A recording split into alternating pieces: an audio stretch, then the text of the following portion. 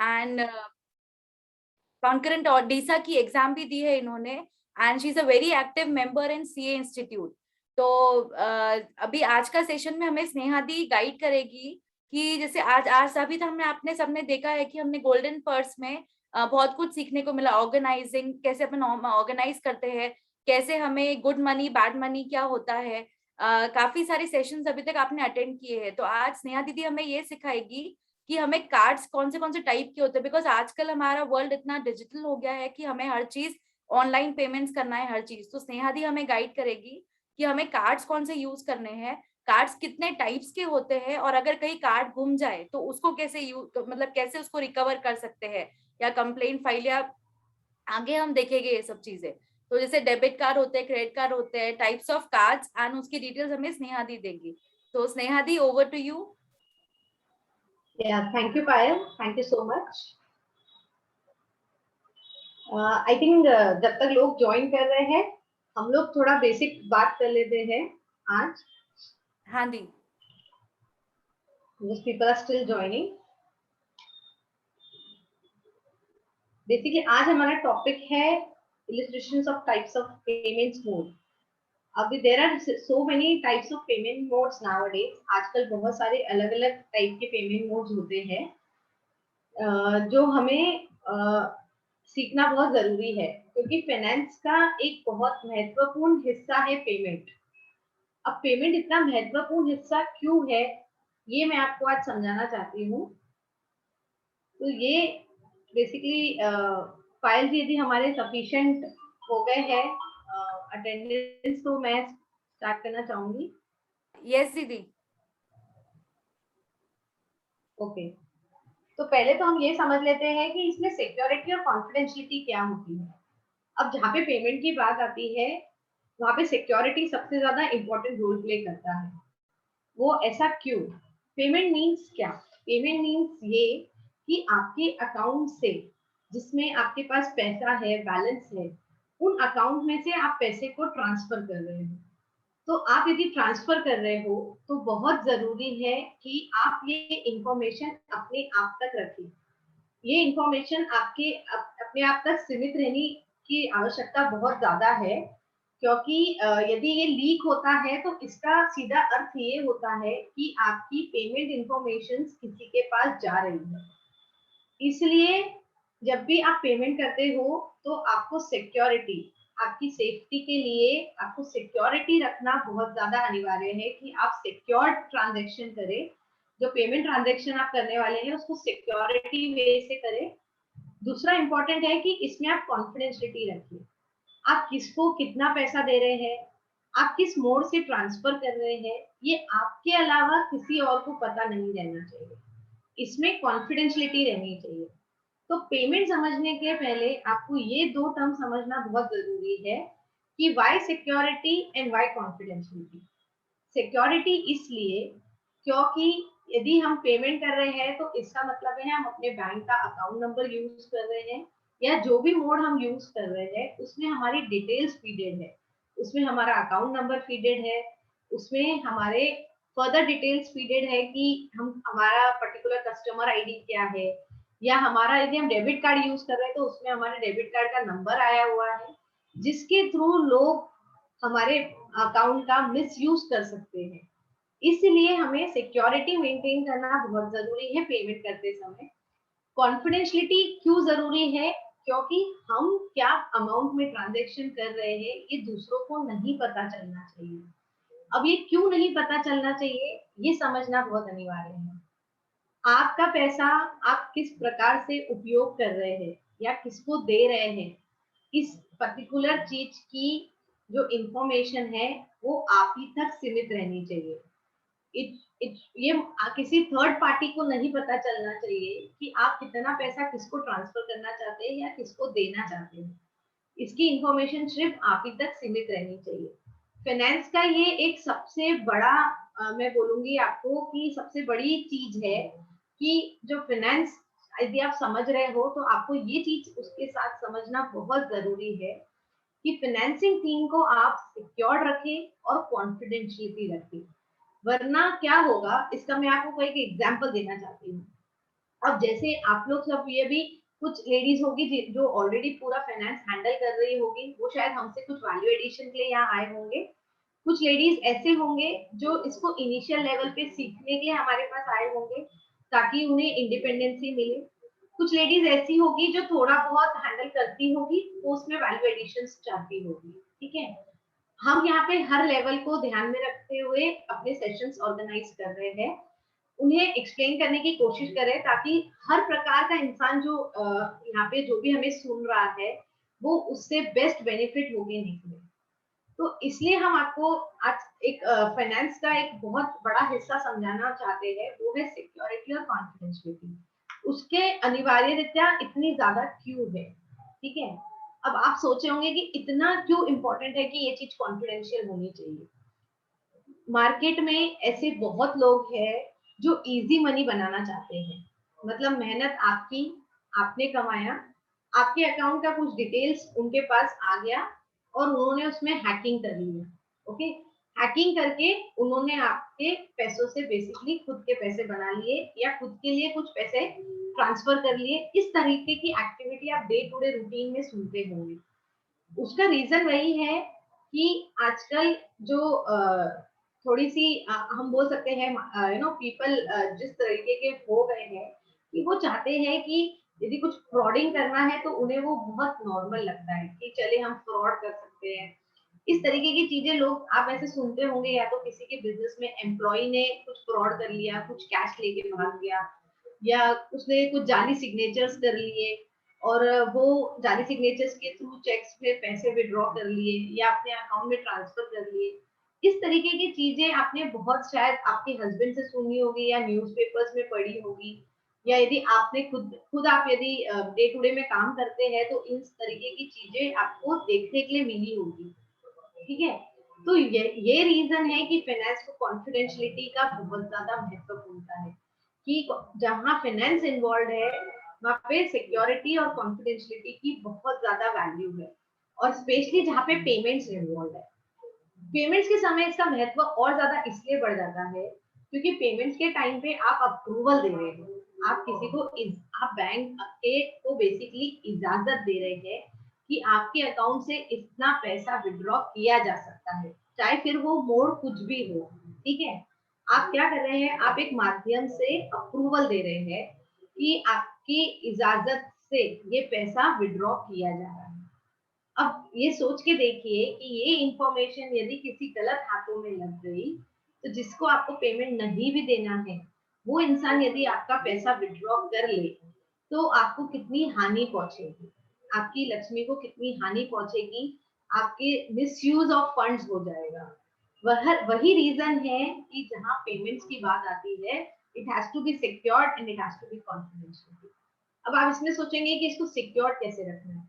तो for an example, जैसे हम आगे चलेंगे अलग अलग मोड सीखेंगे, तो यदि यदि हम पहले मोड की बात करें कि यदि हम चेक के थ्रू पेमेंट कर रहे हैं, तो इसकी जो चेक बुक है, वो चेक बुक हमेशा हमें ऐसे ड्रॉवर में रखना है जो किसी को भी इजीली एक्सेसिबल नहीं है।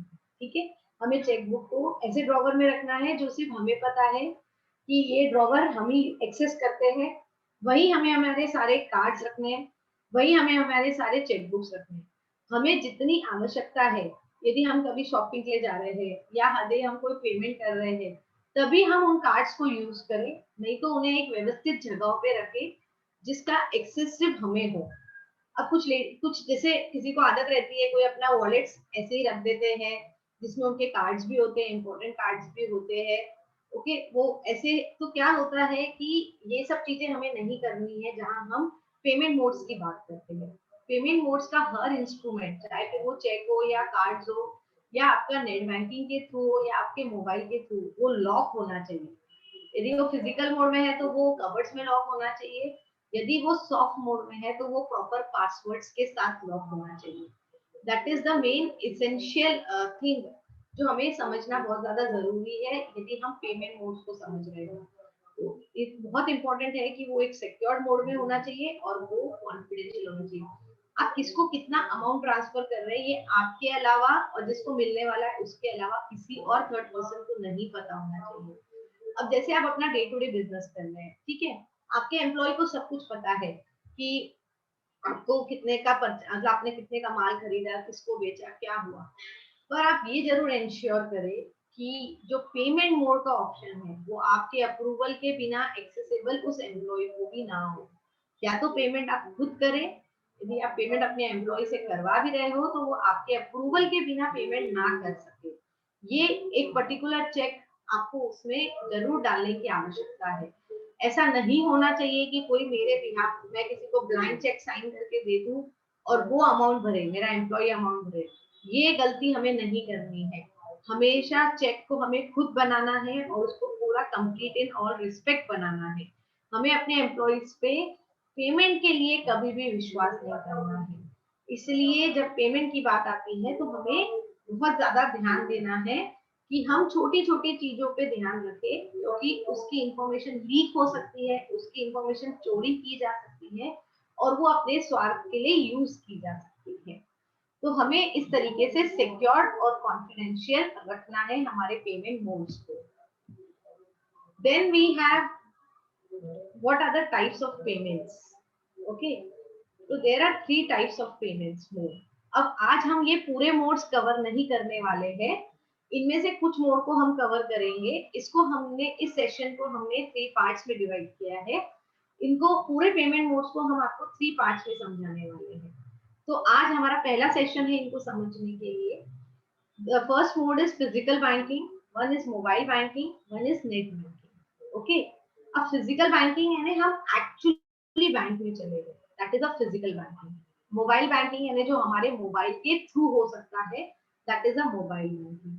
नेट बैंकिंग इज जो नेट के थ्रू हम लोग जैसे वेबसाइट्स होती है बैंक की, अलग अलग वेबसाइट्स होती है, उनकी उन लोग हमें उसका एक्सेस देते हैं, उसमें हमारा यूनिक आईडी बनाते हैं, पासवर्ड बनाते हैं, उसको हम बोलते हैं नेट बैंकिंग के थ्रू। तो हर बैंक का अलग अलग फैसिलिटी प्रोवाइड करने का तरीका है नेट बैंकिंग के थ्रू, और वो उसमें हमें दिया जाता है। तो ये 3 मोड से हम पेमेंट कर सकते हैं अलग अलग तरीकों से। तो पहले हम समझ लेते हैं कि आज जो हम समझने वाले हैं, हम 3 मोड समझने वाले हैं। एक है डेबिट कार्ड, दूसरा है क्रेडिट कार्ड और तीसरा है चेक्स। तो पहले मैं आपको चेक समझाना चाहूंगी। यदि आपने चेक्स को पहले बात तो बनाया किस तरह जाता है। कभी भी आप चेक को अकाउंट पे ही बनाइए। अकाउंट पे चेक का मतलब ये होता है कि जो चेक की लीफ होती है उसके ऊपर आप 2 लाइंस को ड्रॉ कर लीजिए कॉर्नर्स में। ओके, 2 लाइन को यदि आप ड्रॉ करेंगे तो उसको कहा जाता है अकाउंट पे चेक। इसका अर्थ ये होता है कि इसका आप जिसके नाम पे पैसा लिखेंगे, कि सपोज मैंने लिखा कि चेक मेरा जो है वो स्नेहा मोदानी के नाम पे जाना चाहिए, तो मेरे अकाउंट में पैसा ट्रांसफर होएगा। यदि आप इसको अकाउंट पे नहीं बनाएंगे और सपोज आपने उसमें सेल्फ लिख दिया या बेरर बनाया उसको, तो कोई भी उसमें से आपके अकाउंट में से जाके पैसा विड्रॉ कर सकता है। तो वो चीज नहीं करनी चाहिए। इसीलिए हमने कभी भी चेक को सेल्फ नहीं बनाना चाहिए या बेरर नहीं बनाना चाहिए, हमने उसको हमेशा अकाउंट पे ही बनाना चाहिए। अब हम आगे ये भी समझेंगे कि कौन सी गलतियां हमने नहीं करनी चाहिए चेक्स बनाते समय। ओके, इनिशियली चेक कैसे बनाया जाता है, उसमें हमें नाम लिखना है, डेट्स लिखने हैं, हमें कितना अमाउंट पे करना है वो लिखना है, और इसको वर्ड्स में भी लिखना है, और 2 लाइन हमें ऊपर ड्रॉ करनी है ताकि हम इसे अकाउंट पे चेक बना सके।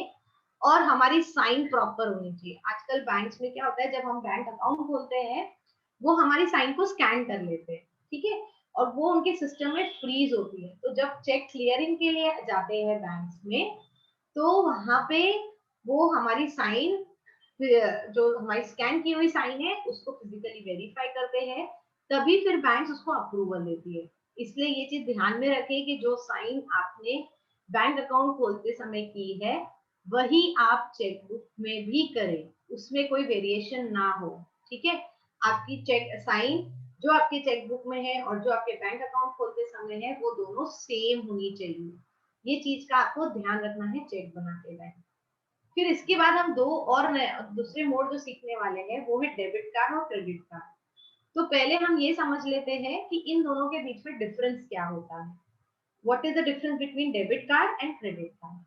डेबिट कार्ड वो होता है दोनों आपको सिमिलर दिखेंगे। इन दोनों में 16 डिजिट्स नंबर होते हैं, इन दोनों में एक्सपायरी डेट होती है, वैलिडिटी होती है कि आपका जो कार्ड है वो फलाना फलाना ईयर से लेके इस ईयर तक वैलिड है, उसके बाद आपका कार्ड एक्सपायर हो जाता है।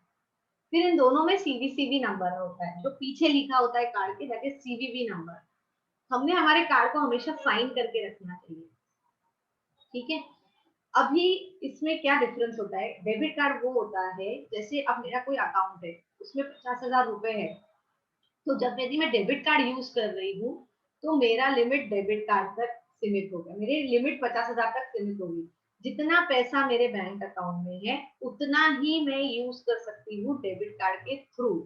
Now what is credit card? Credit card is at the limit which is sanction by bank, मतलब बैंक ने जो लिमिट मुझे सैंक्शन करके दी है, दैट इज क्रेडिट कार्ड।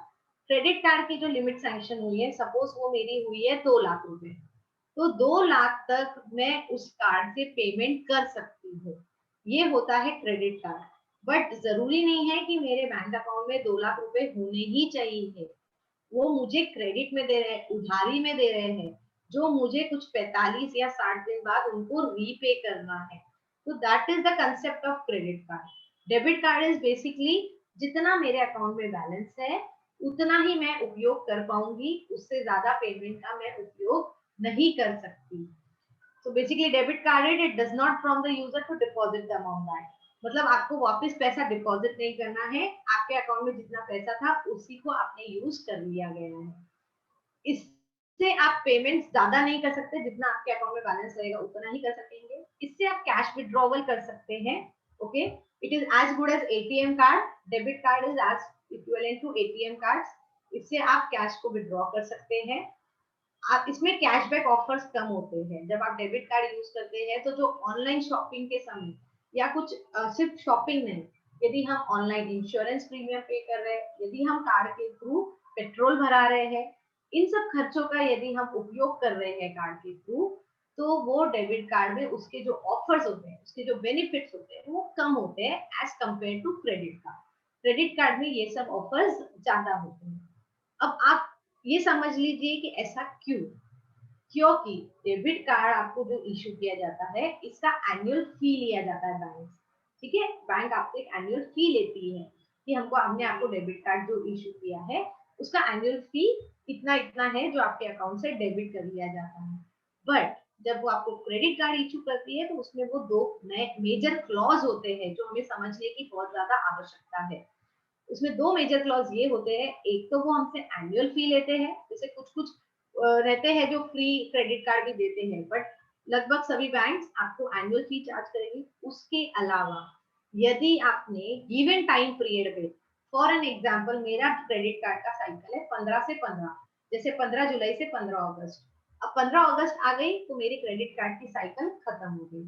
उसके बाद जितना भी स्पेंडिंग मैंने उस एक महीने में किया है वो मुझे पे करना है इन अ गिवन ड्यू डेट, मतलब वो मुझे एक ड्यू डेट देंगे जिसके अंदर अंदर मुझे वो पेमेंट करना है, which is called as minimum balance and complete balance. Okay, तो जो मैंने एक महीने में शॉपिंग, इंश्योरेंस या कोई भी तरीके से, कोई भी माध्यम से, कोई भी चीज के लिए क्रेडिट कार्ड को यूज किया है वो बेसिकली मुझे पे करना है आफ्टर दैट टेन्योर। मतलब मेरे पास एक महीना हो गया, अब मैं ड्यू पेमेंट आ गया, तो ये एक प्रकार का लोन लिया है आपने बैंक से, और आप बैंक ने आपको एक टाइम पीरियड दिया है कि आपको उस टाइम पीरियड में ये लोन को वापस चुकाना है। यदि आपने नहीं चुकाया तो आपको इस पे ब्याज देना पड़ेगा, इंटरेस्ट। और इंटरेस्ट जो क्रेडिट कार्ड पे चार्ज किया जाता है वो हैवी रेट पे चार्ज किया जाता है। इसलिए हमारा एडवाइस यही रहेगा कि यदि आप क्रेडिट कार्ड यूज करते हैं तो आप ये चीज जरूर इंश्योर करें कि आप टाइमली पेमेंट करें। You need to make a timely payment of your credit card bills. That is must when you are using a credit card. Okay, so this is a major difference between a debit card and a credit. अब debit card आपके credit score को add नहीं करता, CIBIL करके एक चीज होती है। सिबिल क्यों इंपॉर्टेंट है ये मैं आपको समझाना चाह रही हूँ। सिबिल इसलिए इंपॉर्टेंट है कि कल को चल के यदि आपको मार्केट से लोन लेना है, ठीक है, यदि आप फील करते हैं कि आपको लोन लेना है, तो यदि आपका सिबिल अच्छा है तो आपको लोन लेने में तकलीफ नहीं जाती है। पर यदि आपका सिविल अच्छा नहीं है, बैंकिंग लैंग्वेज में इसको सिविल बोलते हैं, हम अपनी नॉर्मल लैंग्वेज में इसको कह सकते हैं आपका रेप्यूटेशन मार्केट में, ठीक है। तो डेबिट कार्ड के थ्रू आपके जो क्रेडिट स्कोर होता है, सिविल होता है, उसमें कोई भी उतार चढ़ाव नहीं होता है, ठीक है। वो आपके क्रेडिट स्कोर को इम्पैक्ट नहीं करता है। बट जो क्रेडिट कार्ड होता है, यदि आपने उसका बिल पे नहीं किया तो आपको उसका सिबिल पे असर दिखेगा, आपका सिबिल खराब करेंगे, आपका बैंक आपको डिफॉल्टर करके इंटीमेट करेगी, आपकी साइट, बैंकों की साइट पे आप डिफॉल्टर करके दिखने लग जाओगे। अब आप सोचोगे ये आप कैसे दिखोगे, तो आप ये दिखोगे पैन कार्ड के थ्रू। आपका बैंक में पैन कार्ड नंबर दिया हुआ है और उस पैन कार्ड के थ्रू आपका क्रेडिट कार्ड लिंक है, इसलिए हर बैंक आपका पैन कार्ड डाल के आपका सिबिल देख सकती है। Okay, I hope I am making clear, ठीक है। इस बैंक आपका सिबिल देख सकती है। तो यदि आपने क्रेडिट कार्ड पेमेंट में डिफॉल्ट किया तो आपका सिबिल खराब हो जाएगा, आपका सिबिल खराब हो जाएगा तो आप बेसिकली लोन लेने में तकलीफ पाओगे, आप बैंकों की नजरों में डिफॉल्टर कहलाओगे। तो हमें यदि डिफॉल्टर नहीं कहलाना है तो हमें क्रेडिट कार्ड का पेमेंट स्मूथली करना है। अब क्रेडिट कार्ड का पेमेंट स्मूथली करने के और क्या एडवांटेजेस है? उसका एडवांटेज सबसे ज्यादा ये है कि आपको और ऑफर दिए जाएंगे आपके क्रेडिट कार्ड में। ओके, आपके क्रेडिट कार्ड में रिवॉर्ड पॉइंट्स बढ़ेंगे। अब ये सब क्या होता है वो भी हम समझने वाले हैं। आपको और ज्यादा ऑफर्स मिलेंगे और कैशबैक्स के ऑफर्स मिलेंगे। इस तरीके से अच्छे तरीके से प्लानिंग वे से यदि हम अपना क्रेडिट कार्ड यूज करते हैं तो इसके दो फायदे होते हैं। एक, हम एक अच्छे बोरोअर की नजरों में होते हैं। दूसरा, हमें 45 से 60 दिन का क्रेडिट पीरियड मिलता है। मतलब आज मैंने खर्चा किया पर उसके लिए मुझे 45 दिन मिल रहे हैं मेरे पास कि मुझे उसका एक्चुअल पेमेंट 45 दिन के बाद करना है। तो उन 45 दिनों का इंटरेस्ट आई कैन अर्न, मतलब मैं वो 45 दिन का इंटरेस्ट जो मेरा पैसा है उस पर मैं कमा रही हूँ और बैंक से 45 दिन का एक लोन ले रही हूँ जिसको मैं बाद में रीपे कर दे रही हूँ timely without paying any interest. ठीक है, यदि मैं टाइमली पे कर रही हूँ तो क्या कर रही हूँ, विदाउट पेइंग एनी इंटरेस्ट। तो ये फायदा है क्रेडिट कार्ड का, सबसे बड़ा फायदा। और इसको लेकिन आपको स्मार्टली यूज करना है। यदि आप स्मार्टली नहीं यूज करोगे तो क्रेडिट कार्ड आपको भारी पड़ेगा, आपको ब्याज बहुत ज्यादा लगेगा। अब कुछ एक्सपेक्ट्स होते हैं जो हमें ध्यान में रखने हैं क्रेडिट कार्ड चूज करते समय, क्योंकि क्या होता है ना, बहुत सारी बैंक्स के क्रेडिट कार्ड है और बहुत सारे डिफरेंट डिफरेंट आपको वो बताएंगे कि हम ये देंगे वो देंगे, हमारा क्रेडिट कार्ड लेके आपको ये फायदा होएगा ऐसा होएगा। बट कुछ हिडन चीजेस है जो हम लोग नहीं देखते क्रेडिट कार्ड लेते समय और हम यूज कर लेते हैं, फिर हमको उसके बेनिफिट्स ट्रांसफर नहीं हो पाते। ओके, सबसे पहली चीजें हमें देखना है कि एनुअल फीस लगेगी कि नहीं, यानी साल में वो हमसे कितने रुपए एनुअल फीस लेने वाले हैं। ओके, अब कुछ बैंक्स 300 से लेके 1000 रुपए तक क्रेडिट कार्ड पे एनुअल फीस ली जाती है। अब कुछ बैंक्स ऐसी भी है जो वुमेन्स को फ्री में देती है, मतलब बेसिकली एनुअल फीस नहीं लेती। जहाँ पे हम फ्री वर्ड देखते हैं हमें लगता है यही बेस्ट है, यही ले लेना चाहिए, ठीक है। बट जिस एक चीज ध्यान में रखिए कि जो बैंक आपसे एनुअल फीस नहीं ले रही है, the bank which is not taking annual fees from you, वो आपसे इंटरेस्ट का रेट ज्यादा ले रही है। तो आपको सिर्फ ये चीज नहीं कंपेयर करनी है कि मेरी एनुअल फीस ली जा रही है कि नहीं ली जा रही है, आपको ये भी देखना है कि ये ब्याज कितना लेने वाले यदि मैंने पेमेंट डिफॉल्ट कर दिया तो, ठीक है। तो आपको ये चीज बहुत ज्यादा ध्यान में रखनी है जब आप क्रेडिट कार्ड को चूज करते हैं। रिन्यूअल फीस, रिन्यूअल फीस मतलब जैसे मैंने आपको बताया कि क्रेडिट कार्ड में टर्म होता है, 3 साल का टर्म होता है, 4 साल का, उसके बाद आपका क्रेडिट कार्ड को रिन्यू किया जाएगा। तो क्या वो बैंक आपसे रिन्यूअल फीस लेने वाली है कि नहीं लेने वाली है, और यदि लेने वाली है तो कितने अमाउंट की लेने वाली है। Late payment fees is interest, जो वो इंटरेस्ट हमको चार्ज करने वाले हैं। ओके, यदि हमने पे नहीं किया तो वो हमसे फीस भी लेंगे और इंटरेस्ट भी लेंगे। कैश एडवांस फीसेस, जब आपने कैश विड्रॉ किया, क्रेडिट कार्ड के थ्रू कैश कभी भी विड्रॉ नहीं करनी चाहिए, ये हमारी एक एडवाइस है। बट यदि आपने किया तो बैंक आपसे कार्ड कैश एडवांस फीस ले रही है कि नहीं ले रही है। रेट ऑफ इंटरेस्ट क्या चार्ज करेंगे, सपोज जैसे हर क्रेडिट कार्ड का स्टेटमेंट यदि आप यूज करते हैं तो देखिए उसमें दो अमाउंट दिखेंगे, minimum amount due and total amount due. तो जो मिनिमम अमाउंट ड्यू है, यदि आप वो पे कर देते हैं, तो आपका जो डिफरेंस है total amount due minus minimum amount due, उसका जो बीच का है उस पे आपको रेट ऑफ इंटरेस्ट चार्ज किया जाएगा। और वो रेट ऑफ इंटरेस्ट क्या चार्ज किया जाएगा वो आपको देखना पड़ेगा क्रेडिट कार्ड चूज करने के पहले।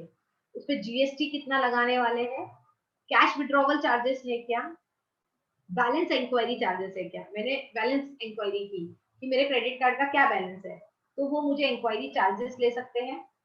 डिस्काउंट्स क्या क्या देने वाले हैं, कहाँ कहाँ ऑफर है, कौन सी साइट्स पे ऑफर है। जैसे आजकल आप यदि क्रेडिट कार्ड चूज कर रहे हैं तो बहुत जरूरी है कि आप ये देखिए कि जोमेटो पे ऑफर दे रहा है कि नहीं, या ऑनलाइन अमेजोन फ्लिपकार्ट, क्योंकि आजकल क्रेडिट कार्ड का यूसेज एक्चुअली काय के लिए हो रहा है, सबसे ज्यादा ऑनलाइन शॉपिंग, सबसे ज्यादा ऑनलाइन फूडिंग।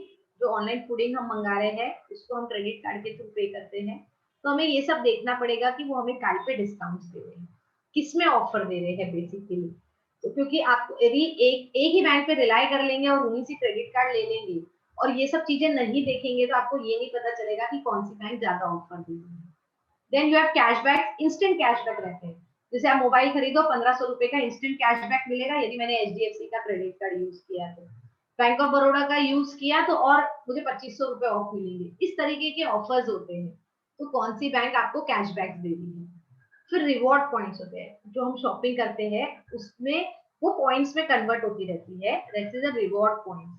तो ये रिवॉर्ड पॉइंट्स हमको मिलते जाते हैं। अब इसकी बहुत बड़ी ब्यूटी है, अब हम सोचते हैं हम ये जो ऑनलाइन शॉपिंग कर रहे हैं ये सब कर रहे हैं इसी में रिवॉर्ड पॉइंट्स ज्यादा है, ऐसा नहीं है। हम सबसे ज्यादा रिवॉर्ड पॉइंट्स हमें मिलेंगे यदि हम इंश्योरेंस का पेमेंट करते हैं हमारे क्रेडिट कार्ड से। तो हमें उनकी रिवॉर्ड पॉइंट्स की पॉलिसी समझनी है ताकि हम ये समझ सके कि कौन से पेमेंट करके हम मैक्सिमम रिवॉर्ड पॉइंट्स अर्न कर सकते हैं। अब आप रिवॉर्ड पॉइंट्स का फायदा क्या है, या तो आप रिवॉर्ड पॉइंट्स को किसी को गिफ्ट कर सकते हो, यानी आपको किसी को गिफ्ट करना है तो आप उसके थ्रू गिफ्ट वाउचर्स बना सकते हो आपके रिवॉर्ड पॉइंट्स एनकैश करके। आपके रिवॉर्ड पॉइंट्स से आप उसको कैश में भी कन्वर्ट कर सकते हो।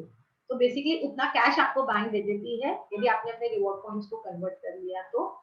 क्रेडिट कार्ड एक बहुत अच्छी चीज है लेकिन उसका यूज करते आना चाहिए, that is most important. Problem क्या होती है, सबको लगता है कार्ड है स्वाइप करो हो गया, नहीं, आपको उसको स्मार्टली यूज करना है। स्मार्टली यदि आप क्रेडिट कार्ड को यूज करोगे तो वो आपको बहुत सारे बेनिफिट्स देगा और आप बहुत सारी सेविंग्स कर सकते हो उसके थ्रू, लेकिन आपको उतना स्मार्टली उसको यूज करना आना चाहिए। इसलिए आप रिवॉर्ड पॉइंट्स पे बहुत ज्यादा ध्यान दीजिए कि वो किस किस चीजों पे आपको रिवॉर्ड पॉइंट्स दे रहे हैं, कौन से पेमेंट्स करने पे, और आप अपने घर के उन पेमेंट्स को उधर डाइवर्ट कीजिए। जैसे इलेक्ट्रिसिटी, मैं मेरे घर के इलेक्ट्रिसिटी इंश्योरेंस सब कुछ क्रेडिट कार्ड से पे करती हूँ, मुझे 2-2 हजार रुपए बोनस पॉइंट्स मिलता है यदि मैं इंश्योरेंस पे करती हूँ। इलेक्ट्रिसिटी पे मुझे 500 पॉइंट्स मिलता है। तो इस तरीके से आपको एनालाइज करना है कि कौन से इस पे आपको पॉइंट्स अर्निंग ज्यादा हो रही है, क्योंकि बाद में आप उसको कैश में भी कन्वर्ट करवा सकते हैं।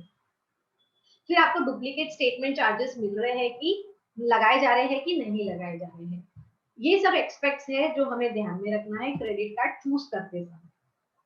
अब हमने क्रेडिट कार्ड चूज कर लिया और अब हम उसको यूज करना चाहते हैं, ठीक है। अब हम यूज कर रहे हैं तो उसके भी कुछ डूज एंड डोंट्स है, मतलब कुछ गलतियां जो हमसे नहीं होनी चाहिए, कुछ है जो हमें चीजों को ध्यान में रखना चाहिए। तो पहले हम डेबिट कार्ड के डूज एंड डोंट्स समझ लेते हैं। सबसे पहला डूज है कि you should memorize your pin. हमें अपना पिन खुद को पता होना चाहिए, ट्राई टू मेमोराइज इट। यदि या तो आप एक शॉर्ट डायरी बना लो, जो प्रैक्टिस मैं फॉलो करती हूँ वो मैं आपके साथ शेयर कर रही हूँ।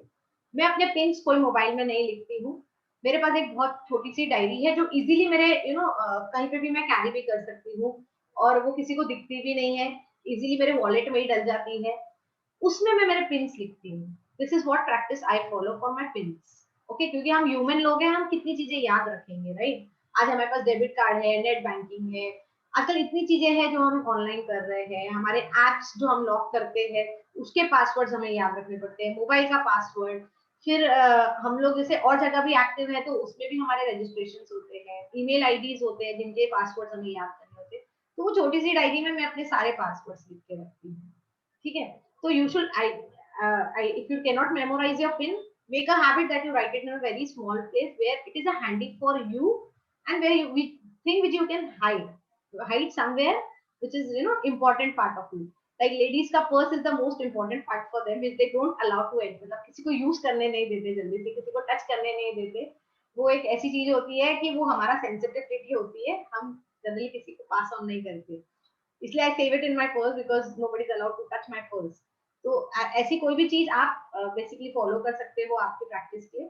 You should keep on changing your pin every quarter. जैसे कुछ जो फ्रिक्वेंटली यूज करते हैं वो मंथली भी चेंज कर सकते हैं, बट एडवाइजेबल है कि आप एटलीस्ट क्वार्टर में एक बार आपका पिन चेंज कर दीजिए. आपका डेबिट कार्ड का जो चिप है वो खराब नहीं होना चाहिए, इसलिए आप उसको बहुत ही सिक्योर्ड रखें. प्रॉपर एक एनवेलप के अंदर वगैरह उसको सिक्योर करके रखें. You should register your mobile number जो आप बहुत फ्रिक्वेंटली यूज करते हो, ताकि जैसे ही आपका डेबिट कार्ड यूज हो आपको अलर्ट्स आ जाए कि आपके डेबिट कार्ड से इतना पेमेंट डेबिट हुआ है, या इतना पैसा यूज किया गया है, या इतना कैश विड्रॉ किया गया है. और यदि आप उसको एज एन एटीएम यूज कर रहे हो तो आप उसको इंश्योर करो कि आप प्राइवेसी में हो, आपके साथ कोई नहीं है, आप किसी और को अपना एटीएम कार्ड नहीं दे रहे हो पैसे विड्रॉ करने के लिए. इन सब चीजों का हमें ध्यान रखना है कि हम इसको कंप्लीट पर्सनली करें. डोंट्स इज कि हम अपने we should not write the pin on the card और card wallet. Very very important. कुछ लोगों की आदत होती है वो कार्ड में पिन लिख लेते हैं कि बार बार याद नहीं करना पड़ेगा, यही पिन मिल जाएगा, कार्ड डालेगा तभी दिख जाएगा. ये गलती बिल्कुल मत करना, कभी मत करना. आपका कार्ड गलती से लॉस्ट हो गया तो आगे वाले को आपके पिन के साथ आपका कार्ड मिलेगा. ओके, तो ये हमें कभी गलती करनी नहीं है. किसी के साथ हमें अपना पिन शेयर नहीं करना है. ओके, हमें किसी को अपना डेबिट कार्ड नहीं देना है, और हमें इजी नहीं रखना है. हमें कोई भी अपना पिन जो है वो आसान पिन नहीं रखना है. जैसे मेरी बर्थ डेट, मेरा टेलीफोन नंबर, मेरे बच्चों की बर्थ डेट, इस तरीके, या मेरी गाड़ी का नंबर, इस तरीके के कुछ भी पिन हमें यूज नहीं करने हैं. ये बहुत इजीली ट्रेसेबल होते हैं. आप कहेंगे सबको थोड़ी पता है, सबको पता नहीं है, बट जो हैकर्स होते हैं वो हैकर्स पहले आपका पर्सनल डेटा हैक करते हैं, उसके बाद ये पिन डिकोड करना उनके लिए बहुत इजी होता है. तो इसलिए आप इस तरीके के पिन ना रखें. Let's understand do's and don'ts of credit cards. Do's of credit cards are know your payment due dates. जो मैंने बोला अभी आपको, मैंने समझाया कि आपको बहुत जरूरी है, आपको पता होना चाहिए आपके क्रेडिट कार्ड का साइकिल क्या है, ताकि आप उस तरीके से फंड अरेंज कर रख सके. और जब क्रेडिट कार्ड का पेमेंट ड्यू आने वाला है तो आप उसको पेमेंट करें.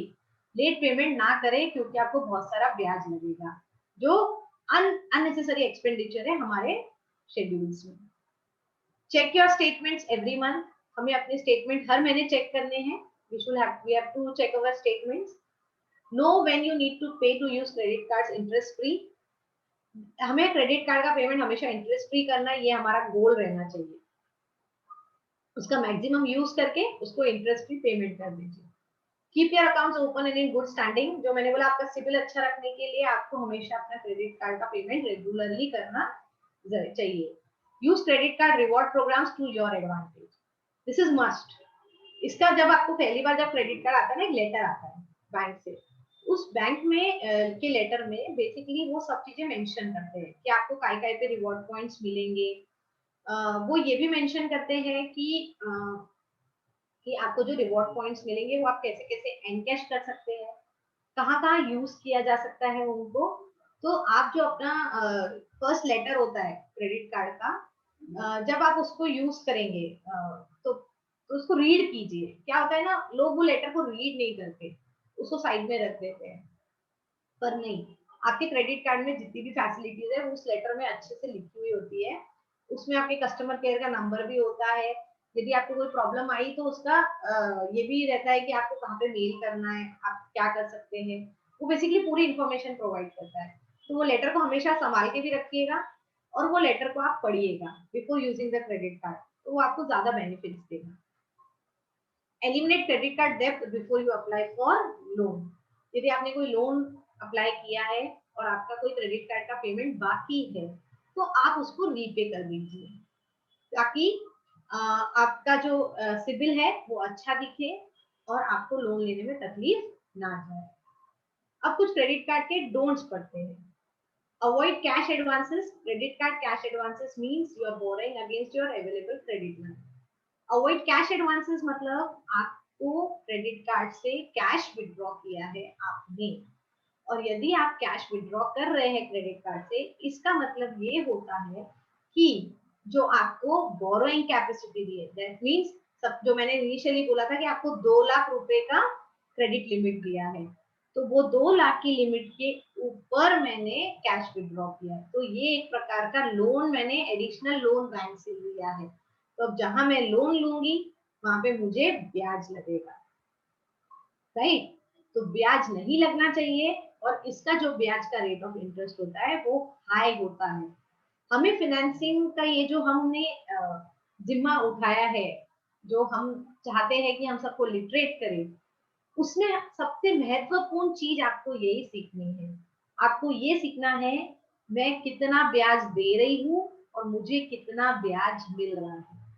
जिसको ये कैलकुलेशन सीख गए कि हम क्या दे रहे हैं और क्या मिल रहा है, वो जो डिफरेंस है वो मेरा प्रॉफिट है।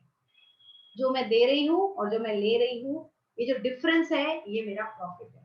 तो ये एक बहुत महत्वपूर्ण चीज है फाइनेंस की, जो आपको समझनी पड़ेगी और सीखनी पड़ेगी। हम ये फाइनेंस एक बड़ा चैप्टर है, ठीक है? एक ये बड़ा ये हमें आपको एक दिन में नहीं सिखा सकते हैं, इसलिए हमने इसको सीरीज ऑफ सेशंस में लिया है। तो आपको ये एक सीरीज ऑफ सेशंस में आएगा। अभी हमको सिर्फ 1 महीना हुआ एक दूसरे के साथ जुड़कर, और हमने कुछ सेशंस लिए हैं जो अनिवार्य थे। तो आपको हमारे साथ कम से कम 3-4 महीने हमारे हर सेशन को सुनना पड़ेगा, उनको समझना पड़ेगा, तब जाके आपको एक अंडरस्टैंडिंग डेवलप होना शुरू होएगी कि फाइनेंस को कैसे हैंडल किया जाता है। ऐसे ऊपर ऊपर से बहुत इजी दिखता है कि अच्छा इधर से पैसा कमा लो, इधर से इन्वेस्ट कर लो, खर्चे कर्टेल कर लो, यहाँ से कमाई और ला लो। ये उतना सिंपल नहीं है, इसमें बहुत छोटे छोटे एक्सपेक्ट्स है। इसमें हर मोड़ पे ये एनालाइज करना कि मेरा नुकसान हो रहा है कि फायदा, ये समझना सबसे ज्यादा जरूरी है। फाइनेंस का नींव ही यही है कि आपको ये समझा देवे कि आप मुनाफे पे है कि आप नुकसान में है। इसलिए हर मोमेंट में, हर पहलू पे इस चीज को समझने की आवश्यकता सबसे ज्यादा है। तो क्रेडिट कार्ड यूज करते समय भी हमें यही चीज समझना सबसे ज्यादा जरूरी है कि कहाँ हमें फायदा हो रहा है और कहाँ हमें नुकसान हो रहा है। अगर हमें समझ में आ रहा है कि कैश एडवांस लेने से नुकसान हो रहा है तो हमें कैश एडवांस नहीं लेना है। हमें ये समझ में आ रहा है कि यदि हम अपना बिल लेट चुकाएंगे तो हमें ब्याज देना पड़ेगा, तो हमें अपना बिल लेट नहीं चुकाना है। यही ब्यूटी ऑफ फाइनेंस है।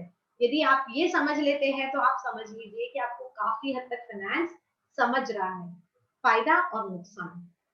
Never use credit as a substitute of income. मेरी जितनी कमाई नहीं है उससे ज्यादा खर्चा करने की क्षमता हमें नहीं करनी चाहिए। क्रेडिट कार्ड को हमें एक माध्यम के एंगल से नहीं देखना चाहिए कि कोई बात नहीं होती, अभी मैं मेरे क्रेडिट कार्ड से स्वाइप कर लेती हूँ, फिर मैं बाद में पैसे जमा कर लूंगी, क्रेडिट कार्ड का बिल चुका दूंगी। नहीं, यदि मुझे ये चीज की इंश्योरिटी है कि नेक्स्ट 1.5 महीने में मेरे पास इतना पैसा रहेगा, तो ही मैं उतने लिमिट तक अपने क्रेडिट कार्ड को यूज करूँ।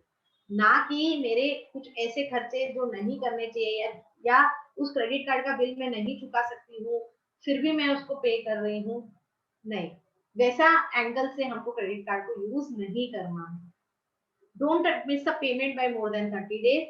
आपका जो टाइम पीरियड दिया है उससे ज्यादा आप इसको मिस ना कीजिए। Don't apply for too many new cards. बहुत सारे कार्ड्स रखना is also not a good option, ठीक है? एक दो is enough. Don't close your old accounts.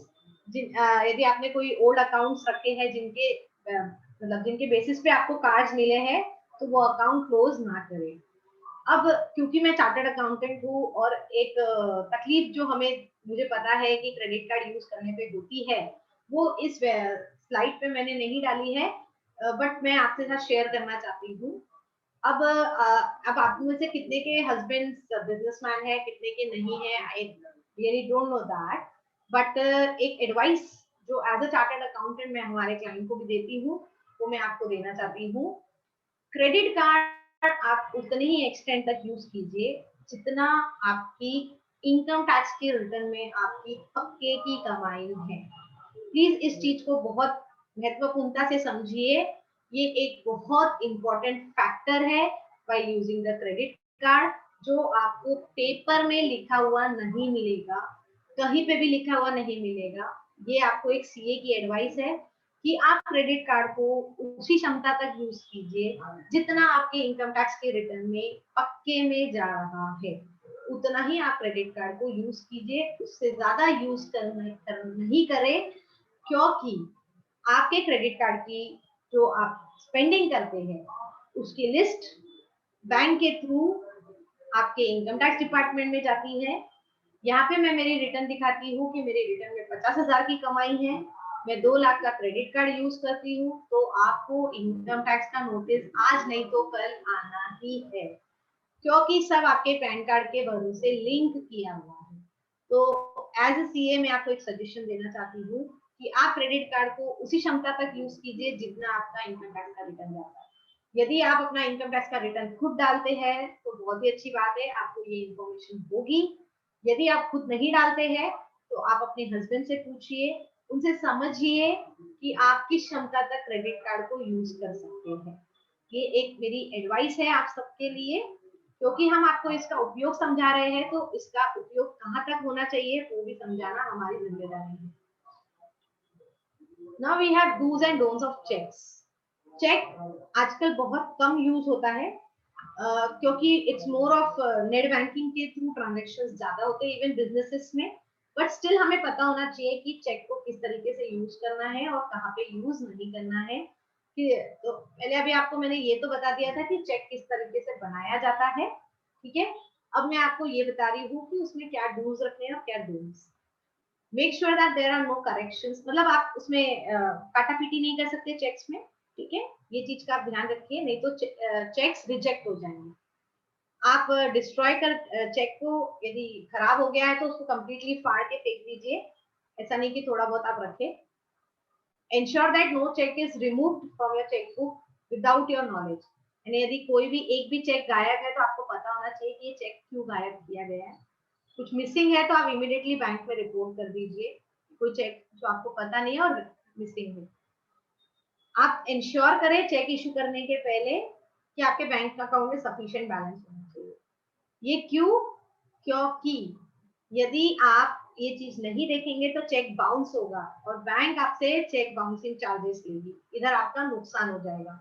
तो एक चीज ध्यान में रखिएगा कि आपके पास जितना पैसा है उतना ही चेक आपको बेसिकली लोगों को देना है, उससे ज्यादा का चेक आपको इशू नहीं करना है। Don'ts, develop a habit of keeping your chequebook pre sign.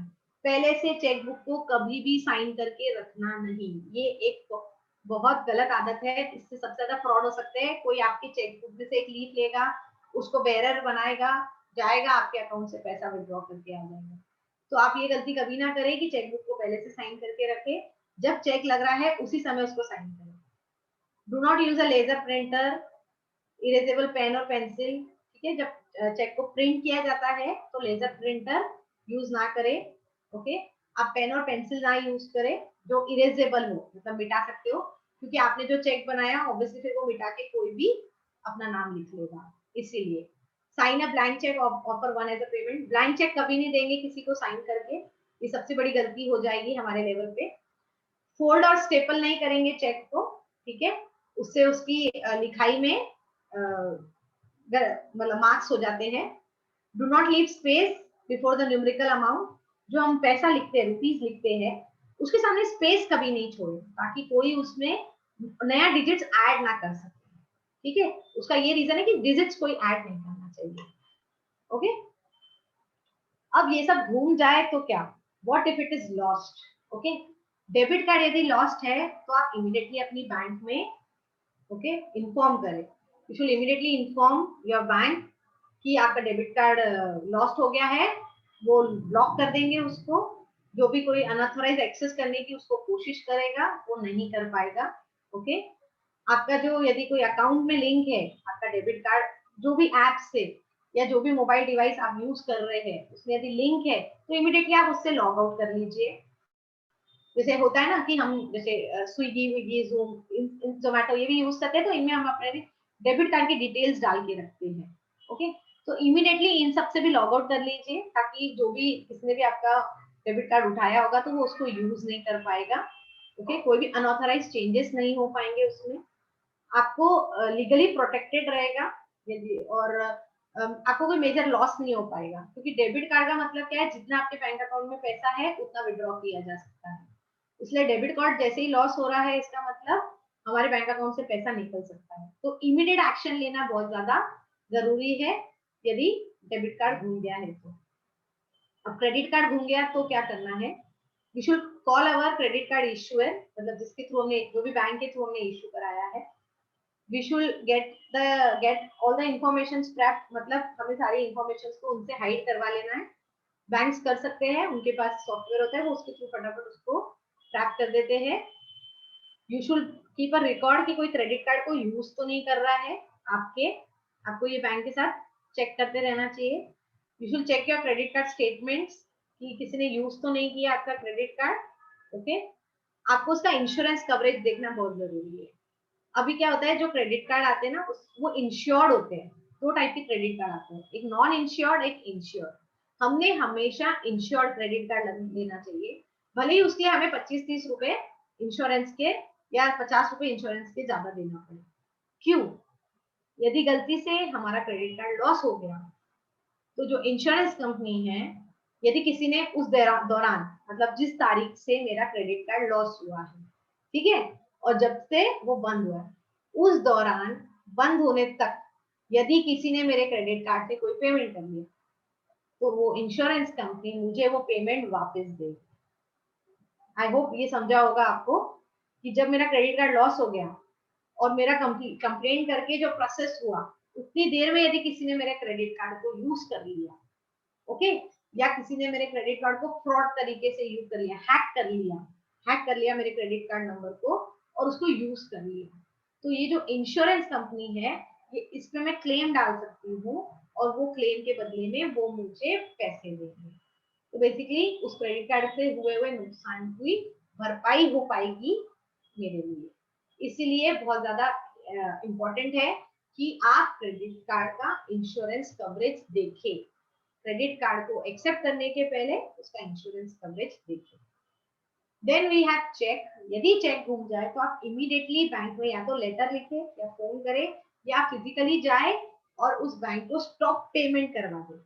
यदि आप बैंक में ये इंस्ट्रक्शन दे देंगे कि इस चेक का पेमेंट आगे नहीं होना चाहिए, बेसिकली स्टॉप पेमेंट हो जाना चाहिए, तो आपको उस, यदि किसी ने वो चेक लाके भी दिया बैंक में कि आप इसको एनकैश कर दो और पैसे ट्रांसफर कर दो, तो बैंक उसका उस पर्टिकुलर चेक को एनकैश नहीं करके देगी, क्योंकि बैंक में वो ऑलरेडी स्टॉप पेमेंट इंस्ट्रक्शंस में चला गया है।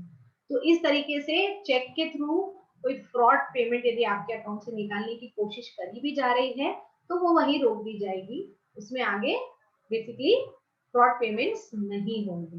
तो यदि इन तीनों इंस्ट्रूमेंट को यदि हमने लॉस किया है, तो ये अलग अलग तरीका है जो हम इमिडिएटली इस पे एक्शन ले सकते हैं और हमारे पैसों को बचा सकते हैं और हमारे साथ कोई भी फ्रॉड होने से पहले हम बचा सकते हैं। So this is all about credit cards, debit cards and checks. There are other modes also of payments जो हम आपको बताएंगे नेक्स्ट सेशंस में। इस सेशन में हमने स्पेसिफिकली इसी को टारगेट किया है। यदि किसी को कुछ अब क्वेरी है तो you are please free to ask. Thank you.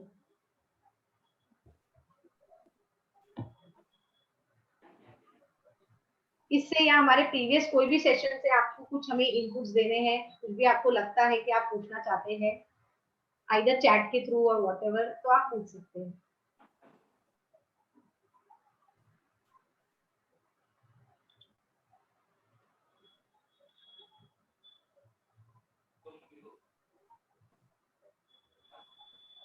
Sneha दी, यहाँ पूछा है किसी ने, क्रेडिट कार्ड में ये लोग इंटरेस्ट चार्ज करते हैं क्या?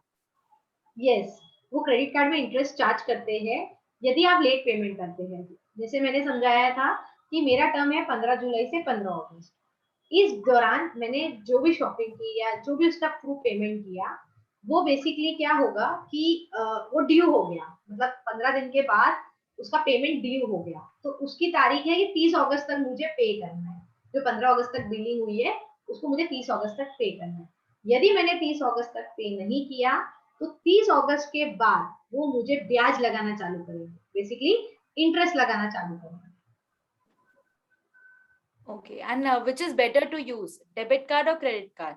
डेबिट कार्ड में क्या होता है, डेबिट जो मैंने अपने सेशन के समय भी बताया कि डेबिट और क्रेडिट कार्ड के बीच में credit card always excel. Why credit card excel? क्योंकि क्रेडिट कार्ड में ऑफर्स ज्यादा दिए जाते हैं आपको, फिर उसमें क्रेडिट पीरियड रहता है। डेबिट कार्ड में क्या होगा, तुरंत पैसा कट गया ना आपके अकाउंट से, तो भले ही आपने कार्ड यूज किया पर खर्चा तो हो ही गया उतना, टू दैट एक्सटेंट इमीडिएटली आपके फंड्स यूज हो गए। पर क्रेडिट कार्ड में आपके फंड्स नहीं यूज होते हैं। क्रेडिट कार्ड में क्या होता है, आपको टाइम दिया जाता है, आपके पास टाइम है कि आपने ये 1 महीने का जो भी जितना भी पेमेंट किया है, तुरंत पैसा नहीं जा रहा है, आपको एक टाइम दिया जाएगा और फिर उस टाइम के बाद आपको पेमेंट करना है, तो आपको एक क्रेडिट पीरियड होगा। It is a sort of loan, temporary loan arrangement हो जाता है और फिर हम फंड्स अरेंज करते हैं उसको पे करते हैं। बट क्रेडिट कार्ड के क्या दूसरे चार्जेस बहुत हेवी रहते हैं यदि हम डिफॉल्टर लिस्ट में हैं तो। हम यदि डिफॉल्टर लिस्ट में नहीं है, स्मार्टली क्रेडिट कार्ड को यूज कर रहे हैं, तो क्रेडिट कार्ड ज्यादा अच्छा होता है डेबिट कार्ड की कंपेरिजन।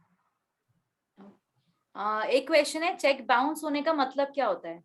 चेक बाउंस का मतलब ये होता है कि आपके अकाउंट में उतना पैसा नहीं है, आपने किसी को चेक दे दिया है और आपके अकाउंट में उतना पैसा नहीं है कि वो चेक क्लियर हो सकता है, तो वो चेक बोलते हैं बाउंस हो गया। तो इसमें क्या होता है, बैंक को पूरा सर्कस तो लग ही गया कि आपने चेक डाला। अब जैसे आपने चेक डाला तो आप बैंक ऑफ बड़ौदा के कस्टमर थे, सपोज फॉर एन एग्जांपल, तो आपने बैंक ऑफ बड़ौदा का चेक दिया। उसके बाद क्या हुआ, आगे वाले का यूनियन बैंक था, तो बैंक की आपसरी में भी चार्जेस रहते हैं। मतलब ये जो चेक क्लियर करवाते हैं बैंक, इसके आपसरी में भी चार्जेस होते हैं।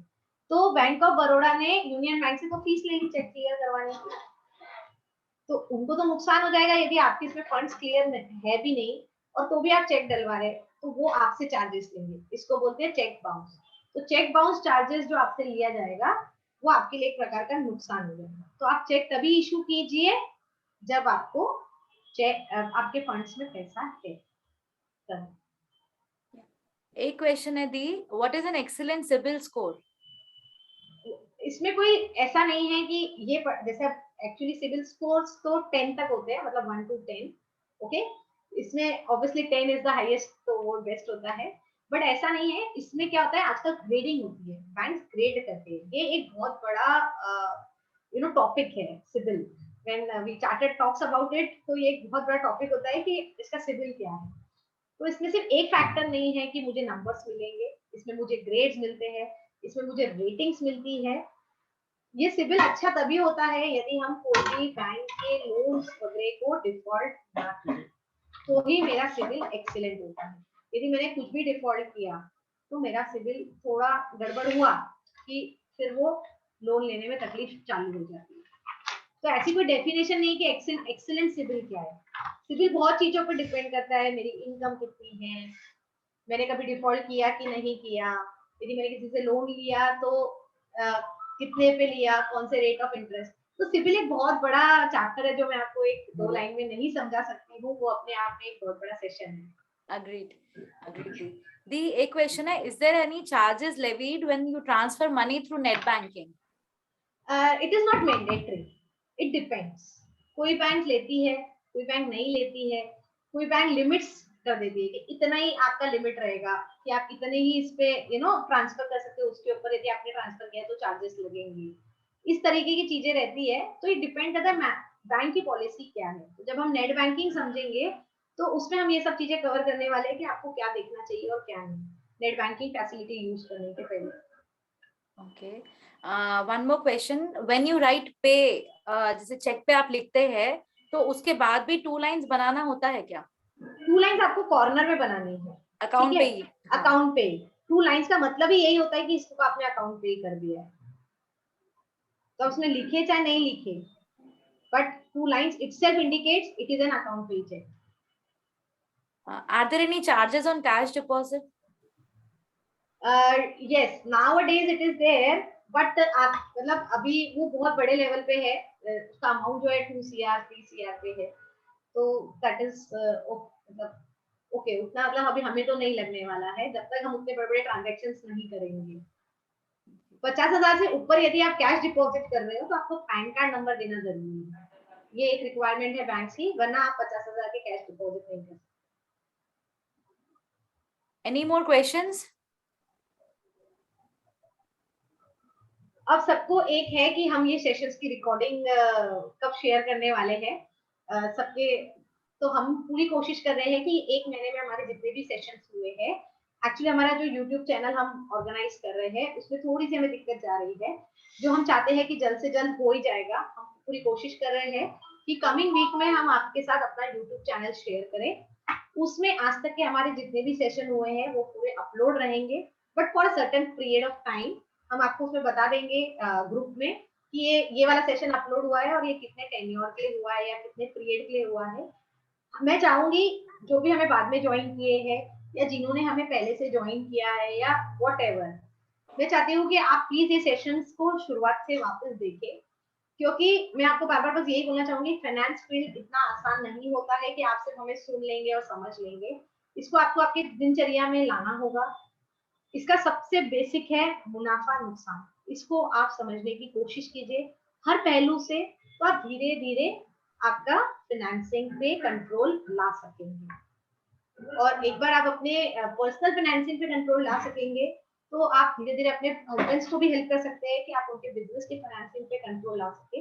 इस तरीके से भले ही आप अपना खुद का कोई बिजनेस ना करें, बट हर बिजनेसमैन के लिए एक ये बहुत बड़ी समस्या होती है फाइनेंस कंट्रोलिंग।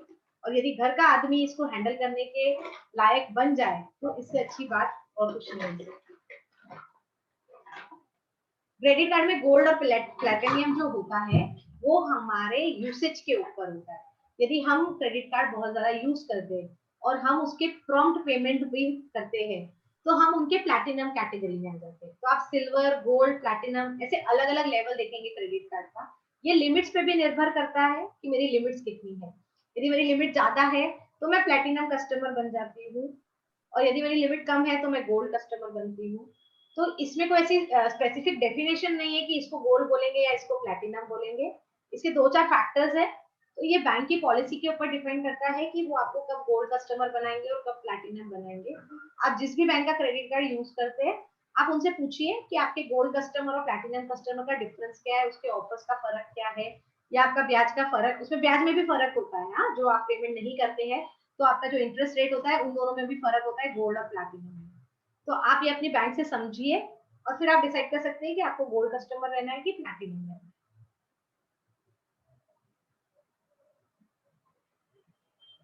और किसी को कुछ क्वेश्चंस है?